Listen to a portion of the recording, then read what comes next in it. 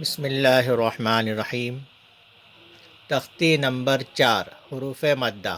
جو الف مدہ ہوتا ہے اس پر الف کے اوپر جزم نہیں آتا، الف خالی ہوتا ہے، اور الف کی پہچان صرف یہی ہے کہ وہ حرف مد بنتا ہے۔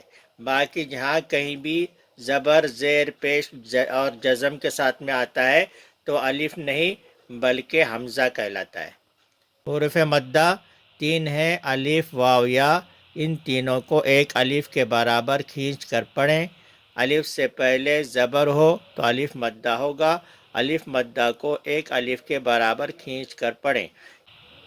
حمزہ الف زبر آ،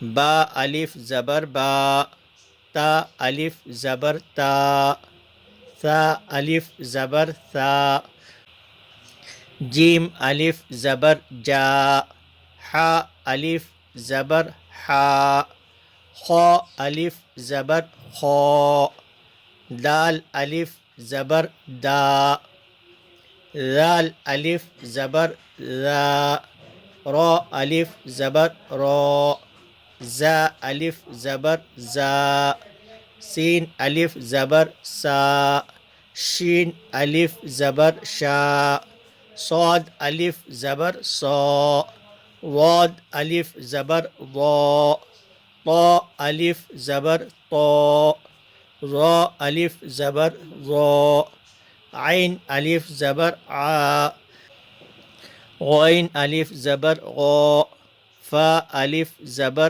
فا، قاف الف زبر قا، کاف الف زبر کا، لام الف زبر لا، میم الف زبر ما، نون الف زبر نا، واو الف زبر وا، ہا الف زبر ہا، یا الف زبر یا۔ دیکھیے اس سبق میں ہم کو اس بات کی مشق کرنا ہے کہ حرف مد کو کھینچ کر پڑھا جاتا ہے۔